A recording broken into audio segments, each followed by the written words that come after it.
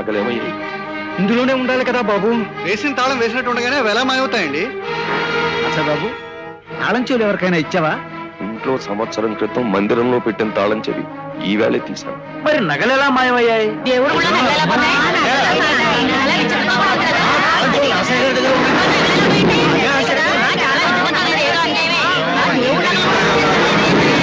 గారు, మీ ఇద్దరు గుడికి ధర్మకర్తలు కదా, తాళాలు నర్సయ్య గారి దగ్గర ఉండడానికి గల కారణం? నేను సైతం గౌరవించే పెద్ద మనిషి గనక. ఆ నగలు ఎవరు దొంగిలించి ఉండొచ్చని మీ అనుమానం? ఆశ అవకాశం ఉన్న ఎవరైనా పనిచేసి ఉండొచ్చు. అలా తిరకా సమాధానం చెప్పడంలో మీ ఉద్దేశం ఏమిటండి? పైకి అనలేకపోవచ్చు కానీ అవకాశం ఆశ ఆయనకు ఉన్నదనేగా. కనకారావు, నర్సయ్య గారు మీరేం చెప్తారు? నన్ను అనుమానించే హక్కు ఎవరికైనా వచ్చు, కానీ నేరంతో నాకు ఏ విధమైన సంబంధం లేదు. సారీ నర్సయ్య గారు, సాక్ష్యాధారాలను బట్టి మిమ్మల్ని అరెస్ట్ చేయక తప్పదు.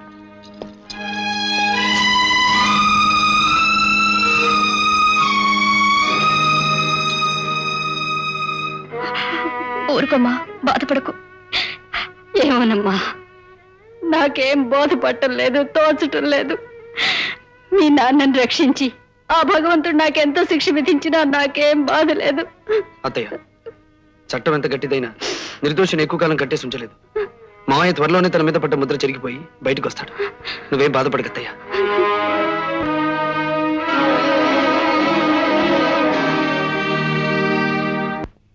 నమస్కారం. నమస్తే, కూర్చోండి. మీరు అరెస్ట్ చేసిన నర్సయ్య గారికి జామీన్ ఇవ్వడానికి వచ్చాం. ఇదిగోండి సార్. 101 లాకప్లో నర్సయ్య గారిని తీసురా.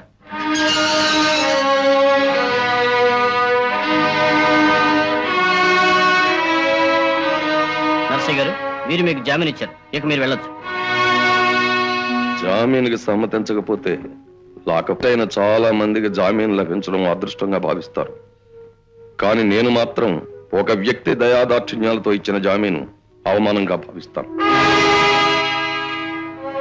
అదేమిటి నర్సయ్య గారు, మీరు ఎలా మాట్లాడతారు? లాయర్ గారు, నేను దోషంతో చట్టం పట్టుకుంది. నేను నిర్దోషిని అనే విషయం న్యాయస్థానంలో రుజువు కావాలి. అప్పుడు తప్పు చేసిన చట్టం సిగ్గుతో తల ఉంచుకోవాలి. ఏ తప్పు చెయ్యని నేను తలెత్తుకుని గర్వంగా బయటాలి. అంతేగాని ఎవరో వేసిన భిక్ష లాంటి జామీనుతో నేను బయటకు రాను. సెంట్రీ గారు, కటకటాలు తాళం వేసుకోండి. చాలా విచిత్రమైన మనిషిలాగా ఉన్నారే, ఆయన మీకేమవుతారు? మాకు చాలా కానీ ఆత్మాభిమానం చాలా ఎక్కువగా ఉన్నవాడు. అసలు ఈ జామీన్కి ఆయన ఒప్పుకోడేమోనని నేను మొదట్లోనే సందేహించాను. అన్నట్లే జరిగింది. లాయర్ గారు, రెండు వేళ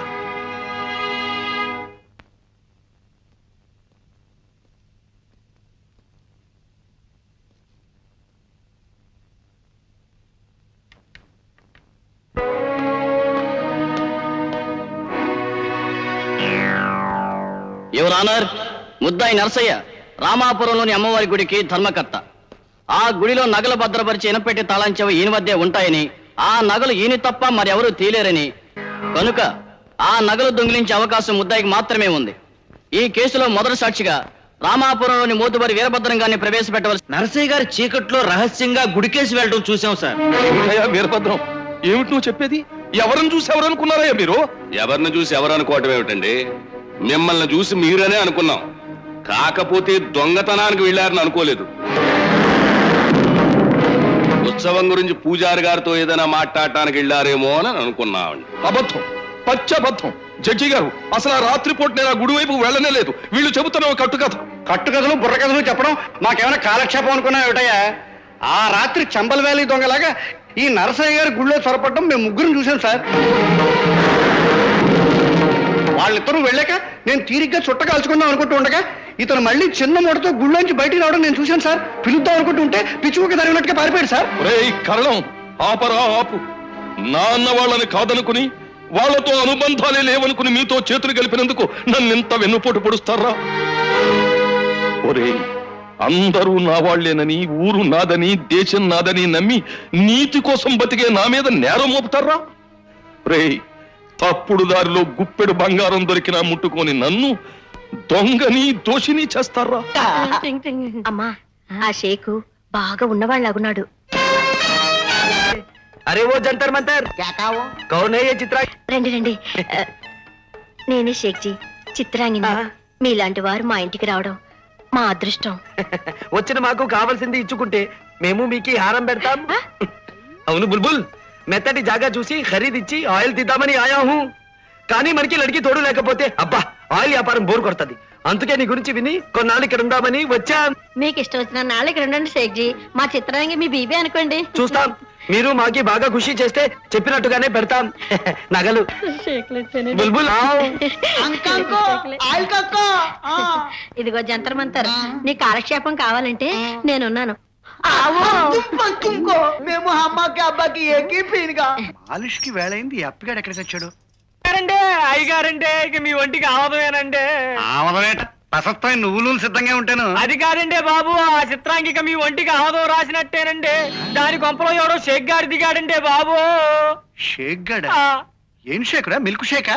ఆడు మిల్క్ నే షేక్ చేస్తాడో దాన్నే షేక్ చేస్తాడో తెలియదు గాని అసిస్టెంట్ తో సహా కొంపలో మకా పెట్టేశాడు. దుబాయ్ నుంచి దిగాడంటే ఇక్కడ దున్నే ప్రోగ్రాం పెట్టుకున్నాడంటే. ఆ దుబాయ్లోనే దున్నుకోవచ్చుగా, దీని కొంపలు ఎందుకు దున్నడం? అదే అర్థం కావట్లేదండి. ఈయన సంగతి నేను తెలుస్తాను కానీ ఆయ్. ముందు నువ్వు నూనె రాయ్. మాషా అల్లా మాషా అల్లా. అవునా బుల్బుల్, మీది చూస్తుంటే మాది దిల్ దిల్ మే జిల్ జిల్. షేక్జీ మీరు ముట్టుకుంటే చాలు మా అమ్మ షేక్ అయిపోద్ది. షేకే కాదు, పట్టుకుని పెట్టుకుంటే ముద్దు షాక్ అయిపోద్ది. అబ్బా ముందు పాన్ వేసుకోండి షేక్జీ. నువ్వు అందివ్వాలా మేము బాగా వేసుకోవాలా? లావో మై ఖావు. రండి బాబు, ఆ షేక్ గారు అక్కడ చిత్రాంగి ఏం షేక్ చేస్తున్నాడో ఏంటో. ఆ షేక్ గాడి అంతు చూస్తాను.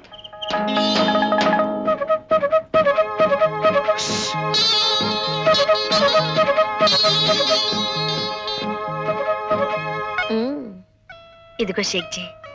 ఐసా నహీ, నోట్లో రక్కో, నోట్లో పెట్టు. మీరు పెట్టి చూపించండి షేక్జీ. పిల్ల దానికి తెలీదు.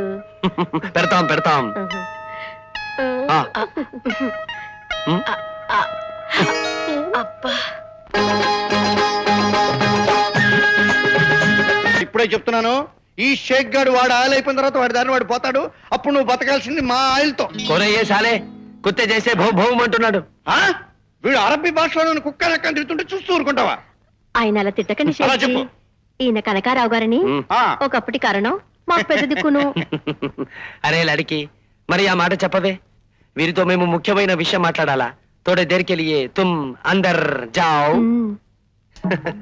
ఏమిటా పిచ్చి నువ్వు? అసలు నువ్వు నాతో మాట్లాడేది గాడిది గుడ్డు. ఐసా మత్ బోలో కనకారావు భాయ్.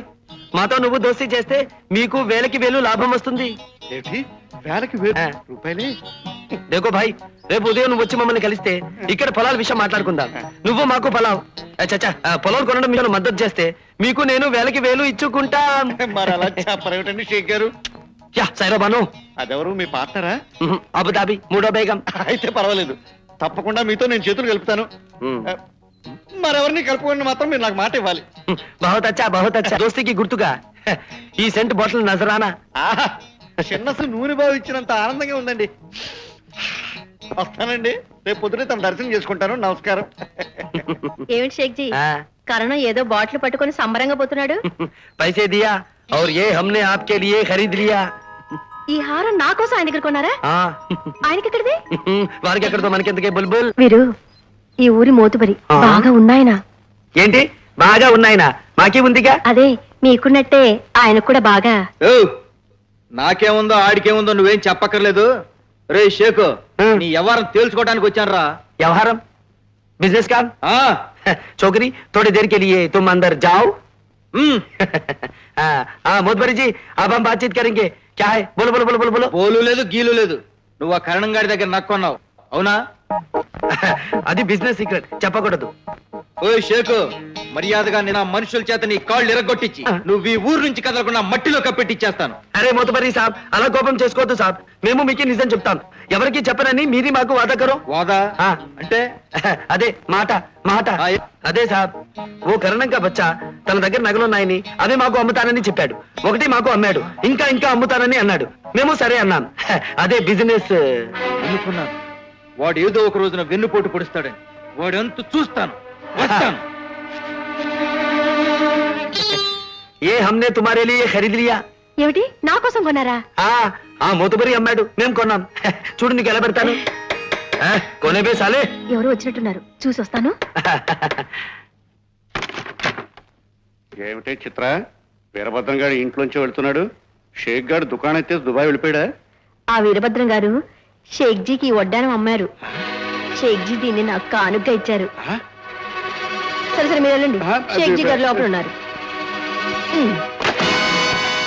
అంటే ఆ వీరభద్రం గారు దొంగ నగలు తన దారిని తను అమ్మేసుకుంటున్నాడు అనమాట. అమ్మో, మనం జాగ్రత్త పడిపోవాలి. ఉమ్.